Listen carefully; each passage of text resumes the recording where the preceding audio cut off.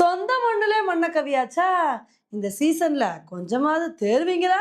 இப்படி வந்து சிஎஸ்கே பார்த்து கேட்கிற மாரி தான், இன்னைக்கு சிஎஸ்கேவோட பெர்ஃபார்மன்ஸ் வந்து இருந்துச்சுங்க. இன்னைக்கு மேட்ச்ல சிஎஸ்கே ஃபர்ஸ்ட் பேட்டிங் பண்ணி 209 ரன் வந்து எடுத்தாங்க. இந்த ஸ்கோர பார்த்தோனே நம்ம மனசுக்கு நிம்மதியா இருந்துச்சு. பரவாயில்லையே! சிஎஸ்கேவும் ஒரு வழியா 200 ரன்னுக்கு மேல எடுத்துட்டாங்க. நல்ல பவுலிங் பெர்ஃபார்மன்ஸ குடுத்தாங்க அப்புட்ன்னா, கண்டிப்பா இந்த மேட்ச வின் பண்ணிருவாங்க அப்படின்னு தாங்க எதிர்பார்த்தோம். ஆனா இன்னைக்கு மேட்ச்ல நடந்ததே வேற. சிஎஸ்கே பவுலிங்ல தெறிக்கி விடுவாங்கன்னு பார்த்தா, பஞ்சாப் கிங்ஸ் நாங்க பேட்டிங்ல தெறிக்கி விடுவோம்ல அப்படின்னு ஸ்டார்ட்டிங்ல இருந்தே சூப்பரான பெர்ஃபார்மன்ஸ குடுத்துட்டாங்க. பிரியான் சாரியாவும், பிரப்சிம்ரன் சிங்கும் நல்ல ஒரு பார்ட்னர்ஷிப் வந்து போட்டாங்க. அதுல இம்பாக்ட் பிளேயரா வந்த பிரியான் சாரியா, நான் பேட்டிங்ல பெரிய இம்பாக்ட்ட ஏற்படுத்துவேன்னு சொல்லி 11 பால்ல 39 ரன் எடுத்து பட்டைய கிளப்பிட்டாருங்க.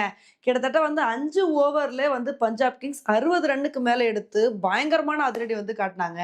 இவங்களோட பார்ட்னர்ஷிப் அப்படியே கன்டின்யூ ஆயிருமோ அப்படின்னு நினைக்கும்போது, அப்பதான் மேட் ஹென்றி வந்து, நான் வந்து பார்த்தீங்கன்னா, பிரியான் சாரியாவோட விக்கெட் எடுக்கிறேன்னு சொல்லிட்டு பிரியான் சாரியா வந்து போல்ட் பண்ணாரு.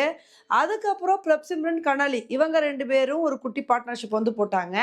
இவங்களோட இன்னிங்ஸ் வந்து கன்டின்யூ ஆக நினைக்கும்போது, பிரப்சிம்ரன் சிங்க வந்து ரன் அவுட் பண்ணிட்டாங்க. அதுக்கப்புறம் கனாலியும், ஸ்ரேயஸ் ஐயரும் வந்து ஒரு குட்டி பார்ட்னர்ஷிப் வந்து போட்டாங்க. அப்ப வந்து அன்சுல் கம்போஜ் இருந்துட்டு, நான் கனலியோட விக்கெட் எடுப்பேன்னு சொல்லிட்டு கனலியோட விக்கெட்ட வந்து எடுத்தாரு. ஆனா அதுக்கப்புறம் ஸ்ரேயஸ் ஐயரும், நேகல் வதராவும் நல்லா வந்து விளையாண்டாங்க. இதுல ஸ்ரேயஸ் ஐயர் வந்து ஹாஃப் செஞ்சுரி அடிச்சு அசத்துனாரு. இவங்க 2 பேரும் சேர்ந்தே மேட்ச முடிச்சுருவாங்க அப்படின்னு தாங்க எதிர்பார்த்தோம். அப்பதான் வந்து பார்த்தீங்கன்னா, அன்சுல் கம்போஜ் வந்து ஃபர்ஸ்ட் ஸ்ரேயஸ் ஐயரோட விக்கெட்ட வந்து எடுத்தாரு. அதுக்கப்புறம் அடுத்த பால்ல மேட் ஹென்றி வந்து நேகல் வெதராவோட விக்கெட்டை வந்து எடுத்தாருங்க. சரி அதுக்கப்புறமாவது மேட்ச் வந்து கொஞ்சம் டஃப்பா கொண்டு போவாங்க.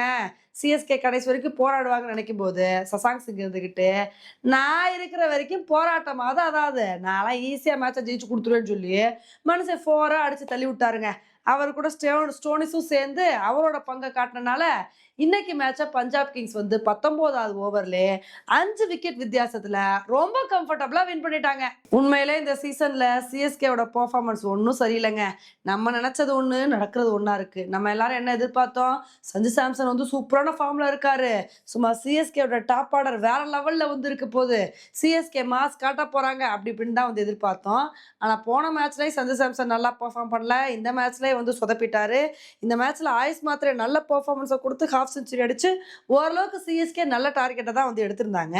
200 ரன்னுக்கு மேல எடுத்தாங்க. நல்ல பவுலிங் பெர்ஃபார்மன்ஸ குடுத்து பஞ்சாப கண்ட்ரோல் பண்ணிருவாங்கன்னு பார்த்தா, 200 ரன்னுக்கு மேல எடுத்தே கூட வந்து தோத்துட்டு வந்து நிக்கிறாங்க. இனி அடுத்தடுத்த மேட்சையாவது சிஎஸ்கே வின் பண்ணி இந்த சீசன்ல கொஞ்சமாவது தேர்றாங்களா அப்படின்றத பொறுத்து வந்து பார்க்கலாம். ஓகே ஃப்ரெண்ட்ஸ், இந்த ஒரு மேட்ச பத்தி நீங்க என்ன நினைக்கிறீங்க அப்படின்றத என்னோட கமெண்ட் செக்ஷன்ல போடுங்க.